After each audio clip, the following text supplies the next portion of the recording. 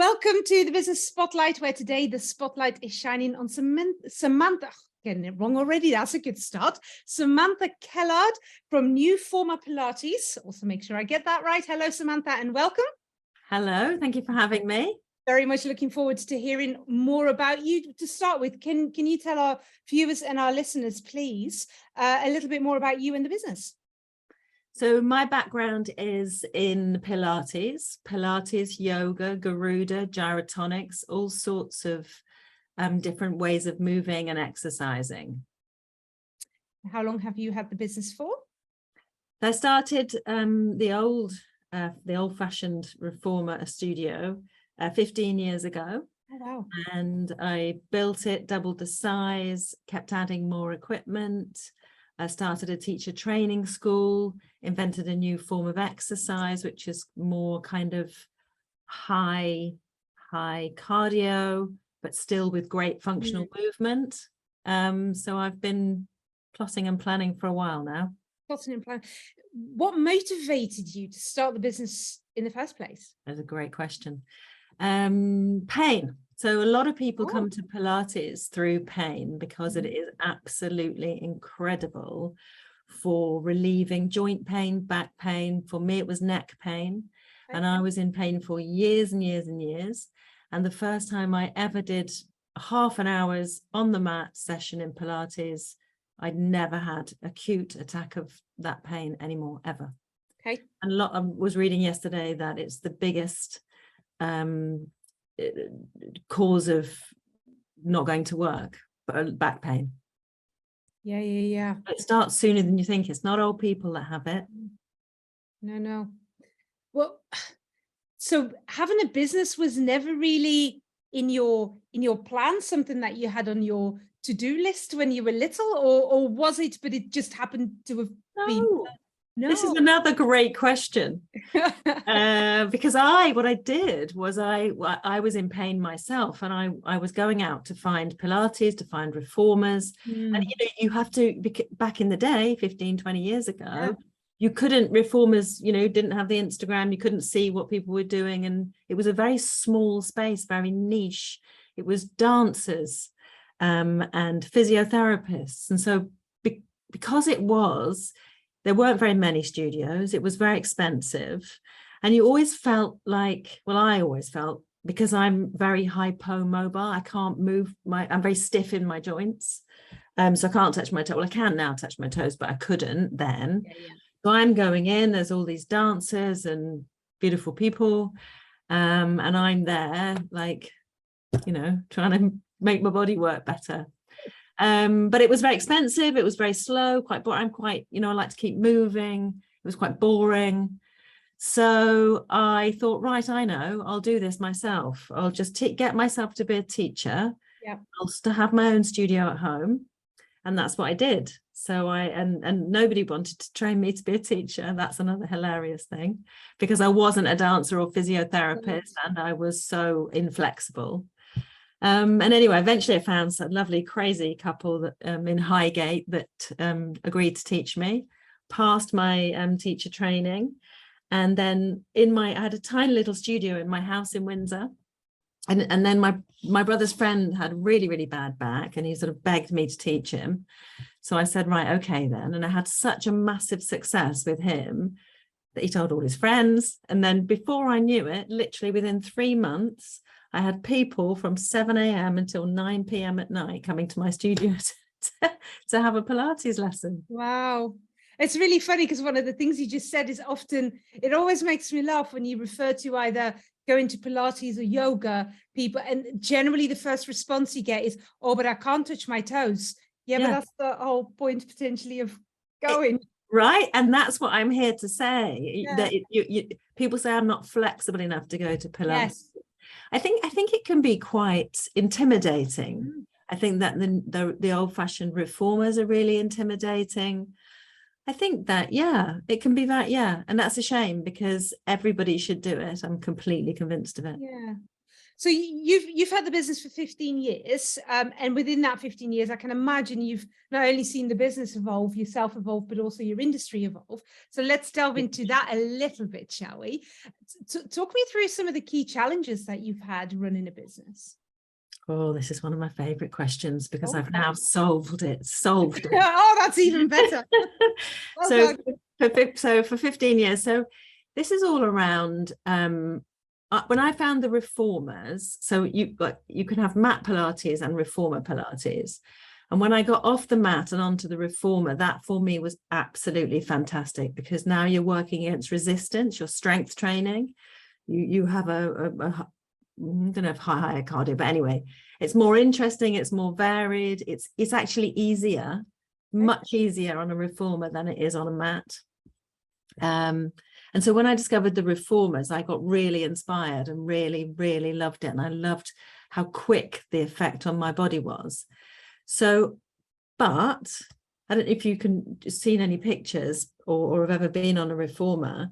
They're really, really noisy. They've got springs everywhere. They clatter around. They change. They're complicated. Okay. So I had 12 different machines. You need all sorts of different.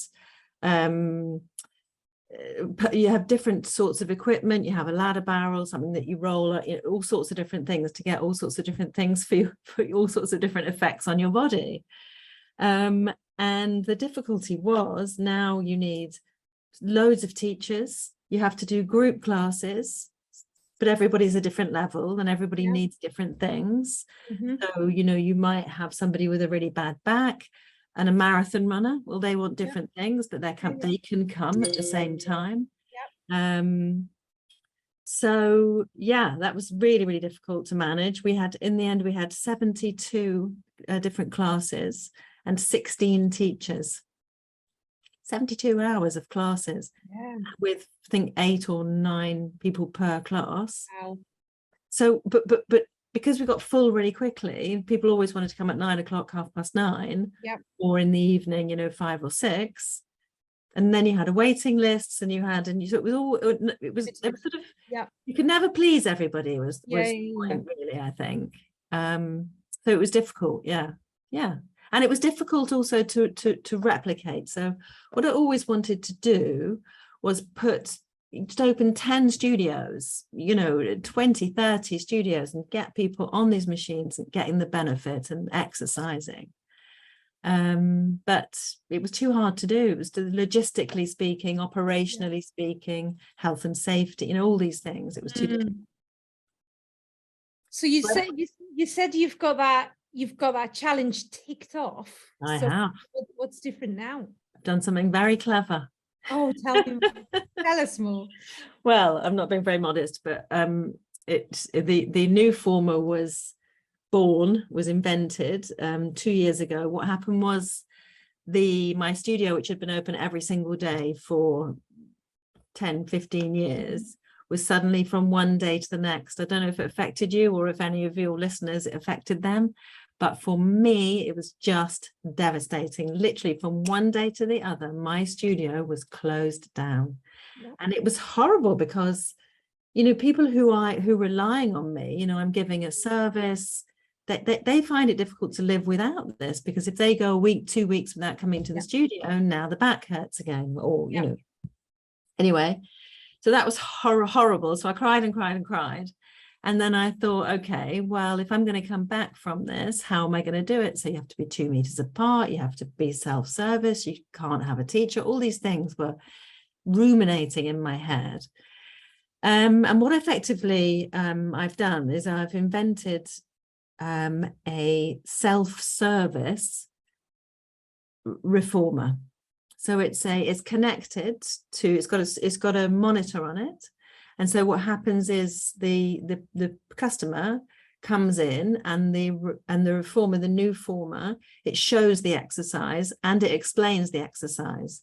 So we have a recording studio in which we record all our own exercises. Wow. So our 15 years of teacher training, we have great quality control. We also have new formers now in Spain, so we've translated that into Spanish. Nice. Yeah, so it's really coming together nicely now, because it's everything all in one. And you can do more on it. We've got weights on it, so it's more like a gym machine as well. So people are more familiar with those kind of exercises, therefore less intimidated. Interesting. So I guess that makes it more scalable for you going forward as well. So I spent 15 years with one studio, scratching my head thinking, gosh, how can I do this? And in less than 2 years, I've got 5 studios in the UK and 6 franchises in Australia, and a new format in Rome and a new format in Marbella, one going to Brussels. So yeah, very happy, and everyone's happy all the time. Yeah. So we do have instructors in the studio. Yes. But the clients are happy because they can come whenever they want to, all day long, every day.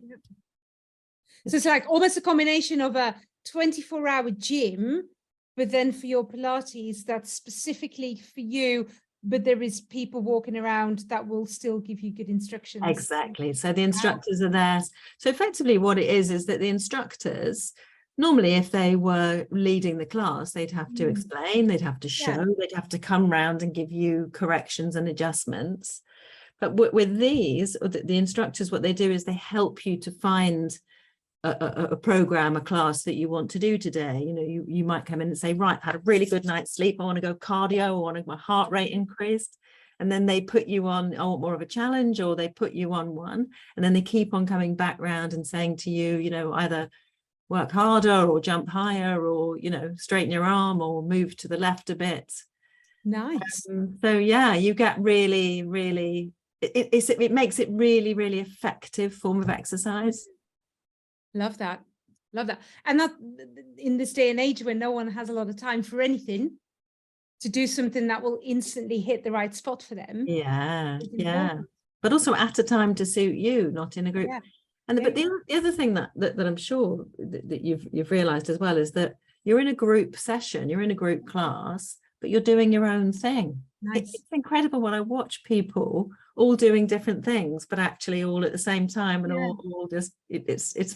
Or you can go in and say, for example, you and I said, right, we're going to work out together. We could just press play at the same time, and now we're doing it at the same time together. Nice. It's also really lovely. Yeah. Sounds exciting. What have been some of the learnings you've had as a business owner? Well, so we're a complete startup with a new invention. We have made humongous mistakes, hilarious mistakes, in hindsight. So many. Like what?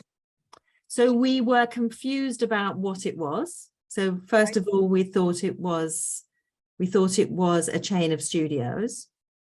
But then we realized actually what we've done is the new former. We've made the new former, and the new former can be sold anywhere. So it can go to hotels. Imagine if you're in Six Senses and you can go and just get on it and use it. It can go into chains of gyms because it folds away as well.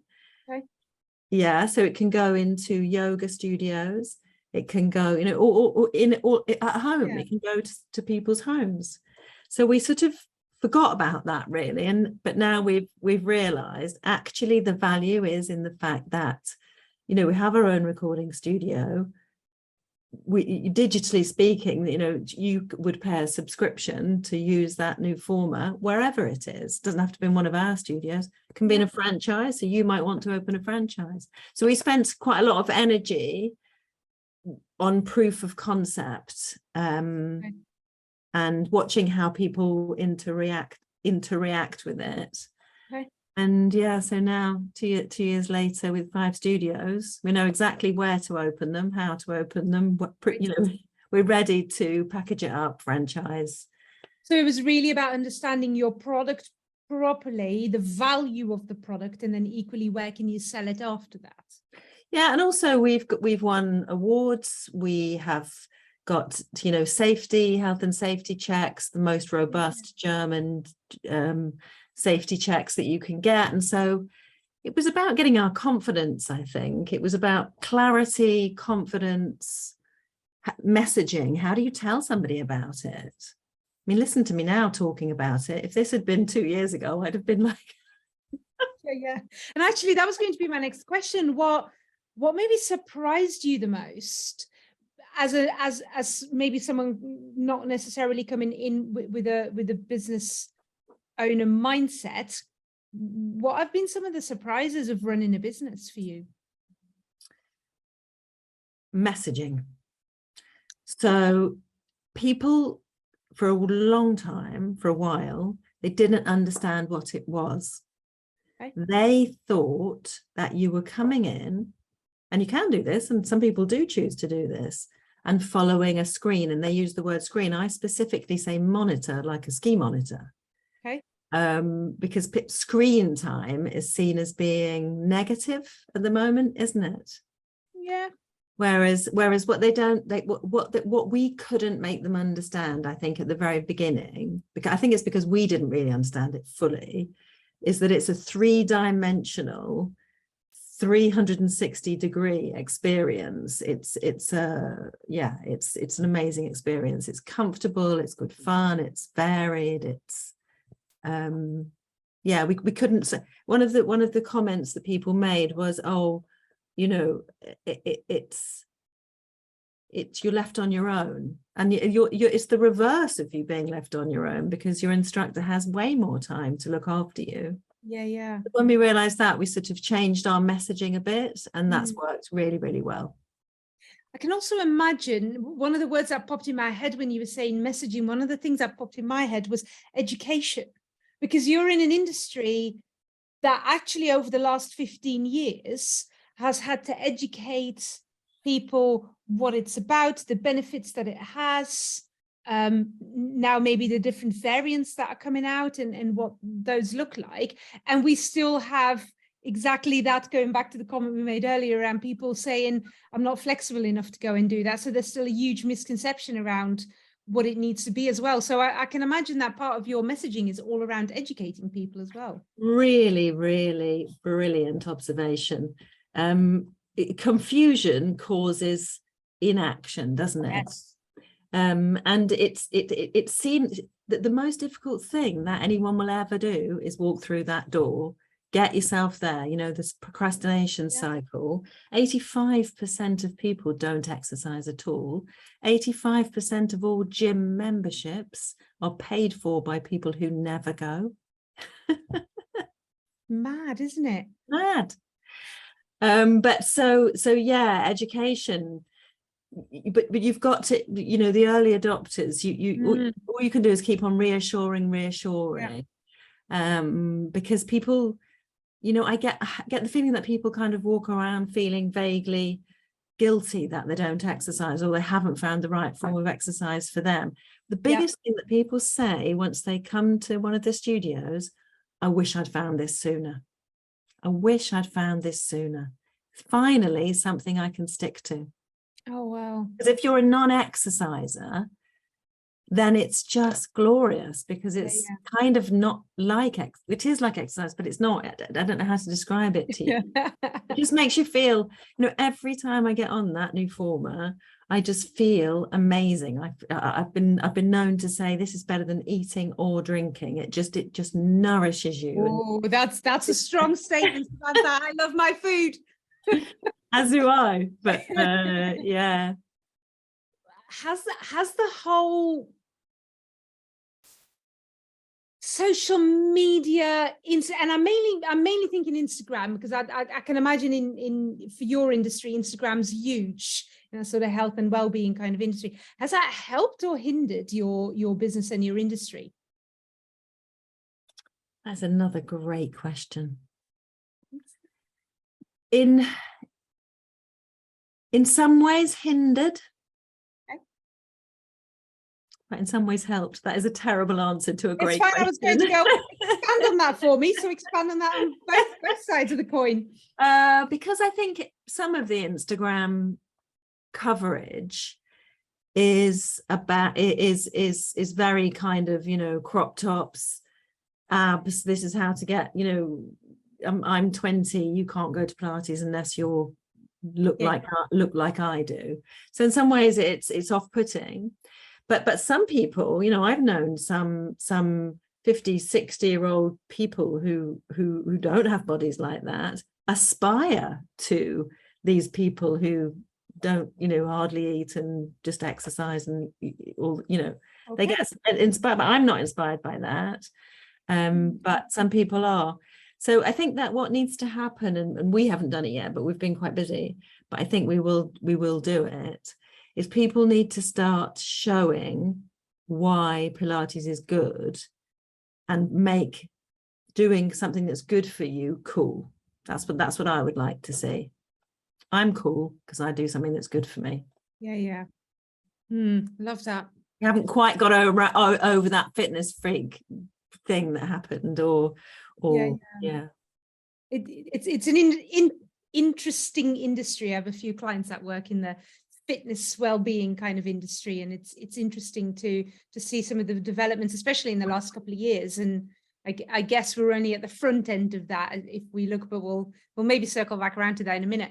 As a business owner, what still keeps you awake at night? Very little. I'm a good sleeper. Oh, fabulous. That's because Pilates is really good for your sleep. I was just going to say, share your secret for you to start.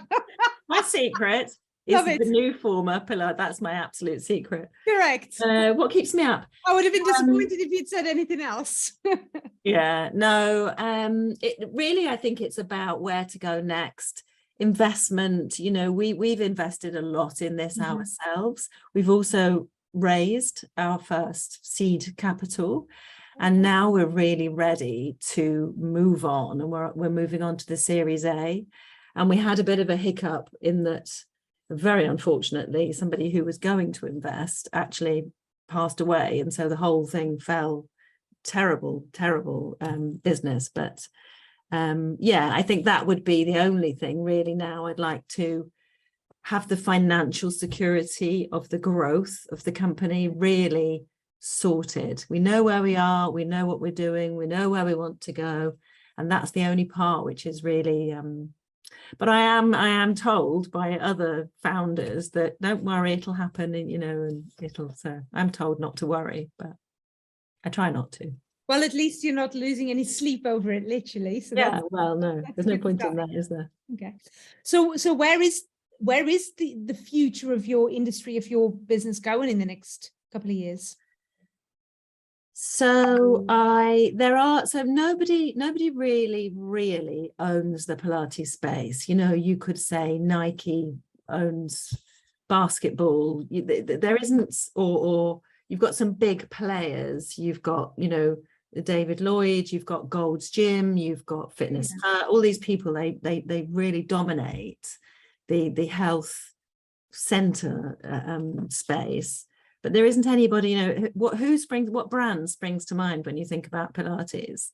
There isn't. The only thing I can think of is like the clothing that goes with it. So in my head, I instantly went Lululemon. Oh, really? Yeah. Yeah.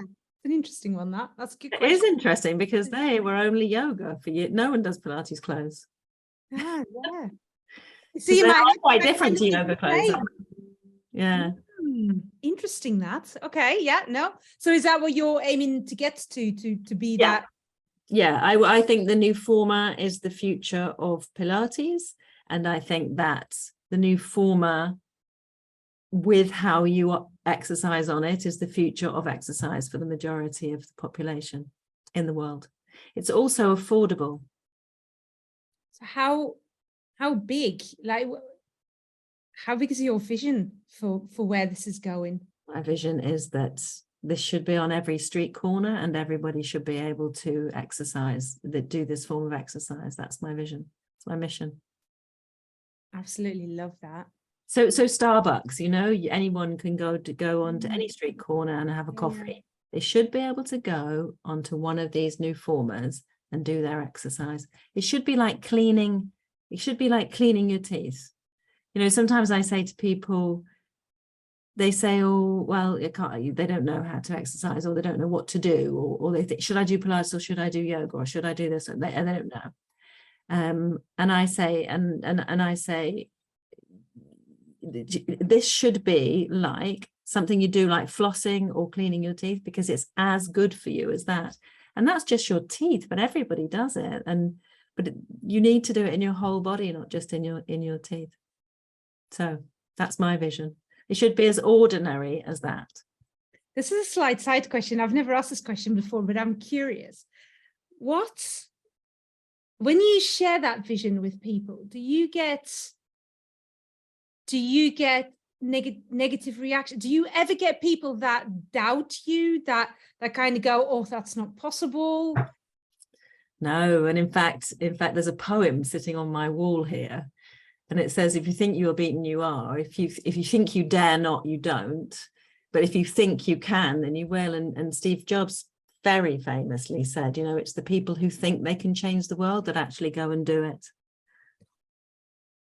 That's an interesting one, because we often talk about how, especially in the UK, and obviously myself not being from the UK, I feel like I'm allowed to point out that cultural difference. Not that Belgium's any better. But dreaming too big can be seen as a bit of a negative attitude. Like, people don't like that. There's a lot. It's very. Sorry, I'm interrupting you. But no, go ahead.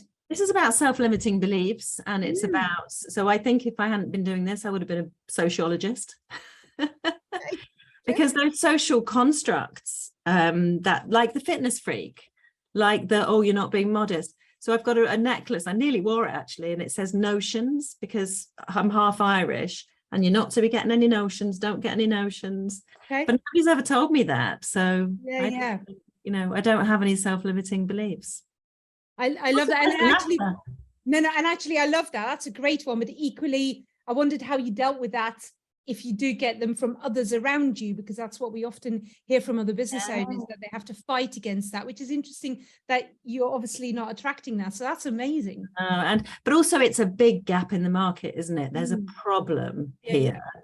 And what I've done is I've lived with the problem for 15 years and got the solution. And it's, you know, it's been painful. I mean, goodness me, these last 2 years. You say what keeps you up at night. Now I'm in a place where I know what it is, I know how to do it, I know how to get it made and where to get it made and how much it's gonna. I'm ready. That's the point. I think I'm in a very different place than I was. If you'd have interviewed me even 6 months ago, I'd have probably been a blithering wreck saying, I can't sleep.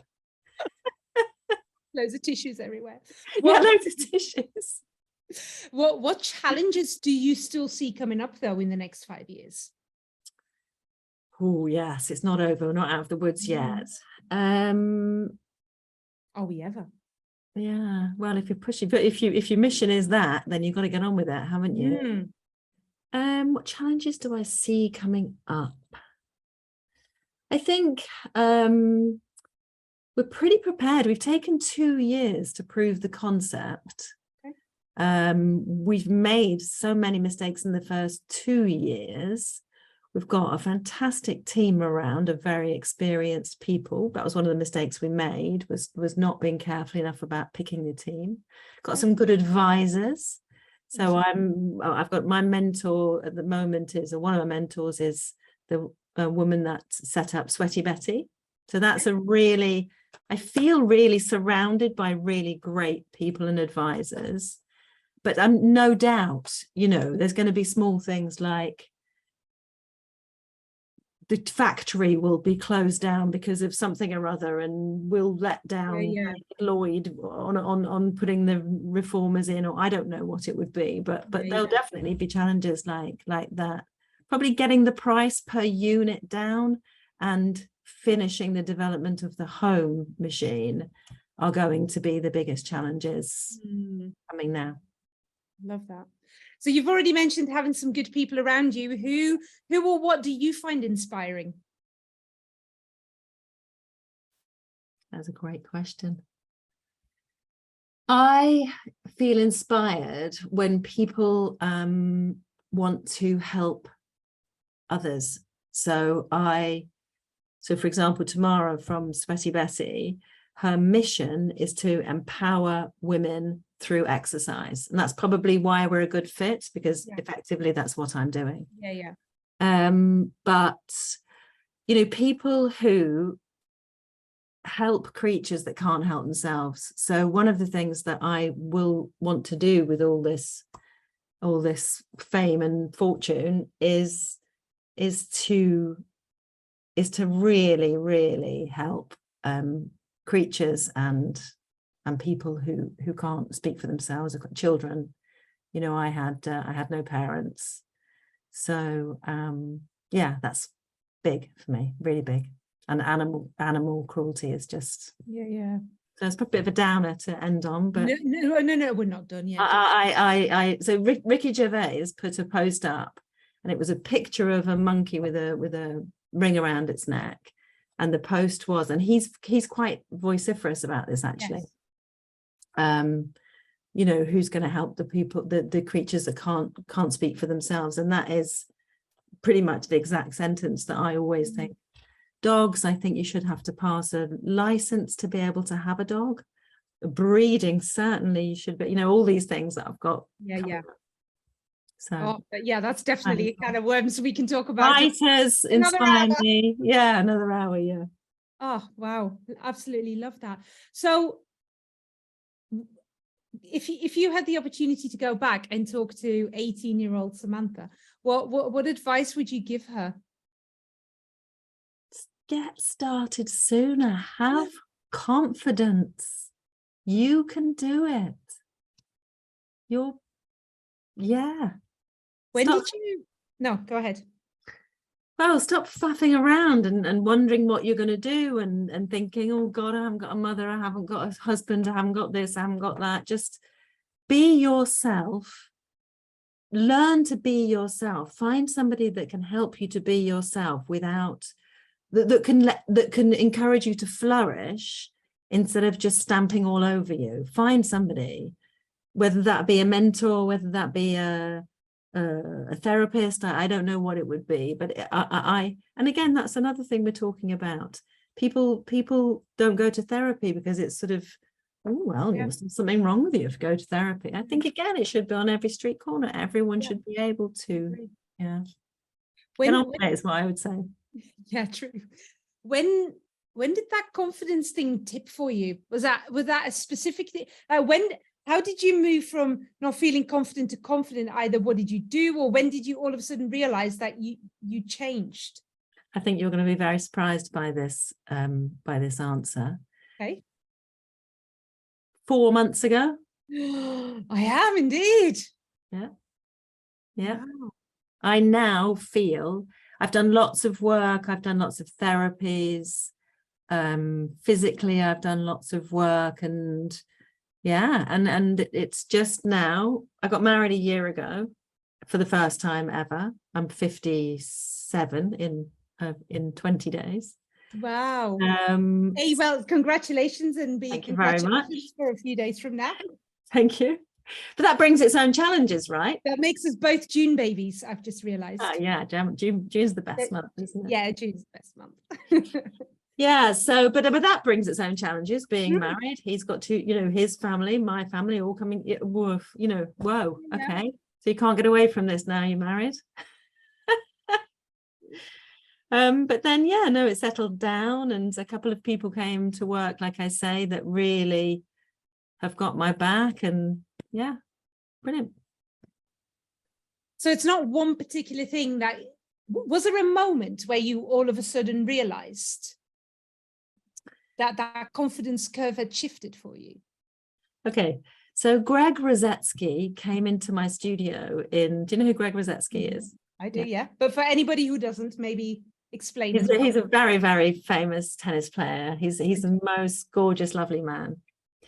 And he just said, this is fantastic and brilliant, and well done you, and you're authentic, and your story. And he kept saying all these nice things to me. And I just thought, wow, it's not just because it's Greg Rosetsky, but it's everybody now that lots of people are saying lots of positive things, and lots of credible people, with, for me, credibility. Tamara, again, from Sweaty Betty, just fell in love with got it. People who get it straight away. And it just seems to be less pushing from me and more kind of Oh, yeah. So, yeah, because here's the thing, when I first did it, and I've always felt a little bit like this, when I first unveiled the new former, I felt like I'd lifted up my petticoats and I was showing the world, underneath my skirts. I honestly felt like that. And I felt like a bit kind of, I would imagine, I haven't had any children, but I would imagine that's how a mother feels, like, whoa, what have I done? And now I'm in shock about all of this. And people are saying that, and some people are saying that, and I don't know what to do for the best. So yeah, so it's taken a while to settle down and feel good about it. And I don't know whether this helps or it's something you needed to hear or not, but actually I think that answer will be really great for a lot of my younger clients that will be watching this, or younger business owners that I also hang out with, because confidence is one of those things we often talk about, and especially with my female clients, strangely enough. And it's great to hear that it might just take a while, but actually it's coming. So don't give up, I guess. Yes. And even if you haven't got confidence, do it anyway. Take advice. And if I can be of any help to any of your people, any mentoring or any, I would gladly do it. I've been very lucky with people who've helped me. So yeah, no, very much back, isn't it?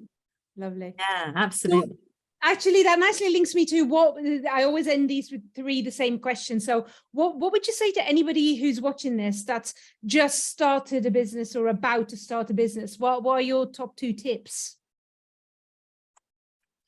About to start a business. So take the time it takes, and it will take less time. Don't rush anything. Plan it.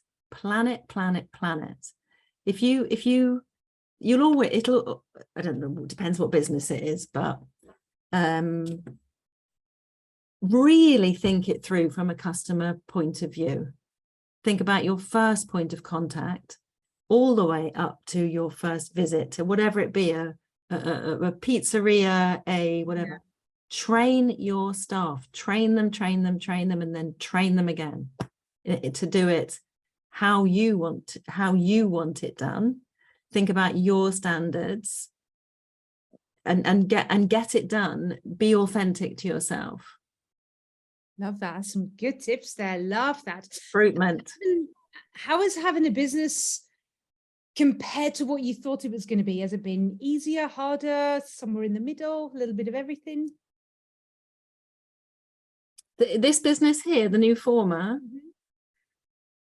So, well, lots of different answers to that question too. So I'm unemployable. So I've always been self-employed in everything. I live in a bed and breakfast, so that's a business as well. So it was already hard for me. I'm used to the ups and downs and the ins and outs. I've always got a B plan, a C plan, and what happens, I've got a knotted hanky upstairs in case it goes wrong.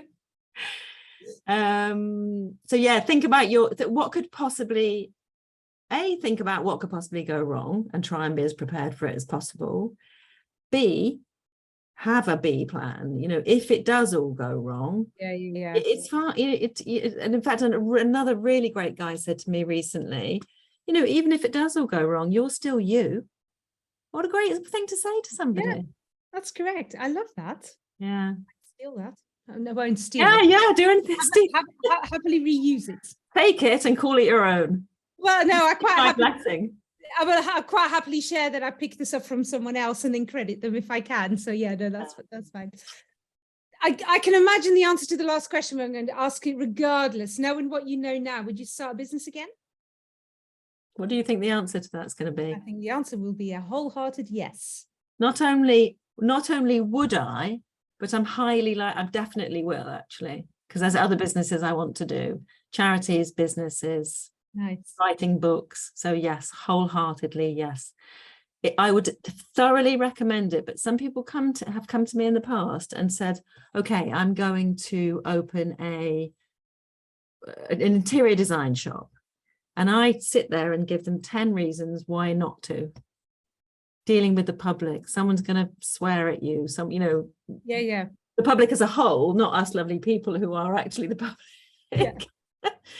And so, but some people just are not entrepreneurs and should not be. They're worker bees, and that's good. And that's just as as valuable. Yeah, we all need those to work in the businesses that we're creating, right? So that's okay. Yeah, I'm not surprised. So this is not the last we've heard of Samantha Kellard, is what I'm learning there. Let's hope not. Probably lose everything and go with a knotted hanky. And then you're still you, and you can start again. Exactly. Yeah. There we go. Exactly. Samantha, thank you so much for your time and for sharing your story with us today. There's some really interesting points in that I'm sure will be absolutely loved by lots of people watching this. The link to connect up with Samantha will be is in the comment section below. So please go and do that as well. Thank you very much for watching the Business Spotlight. Until next time.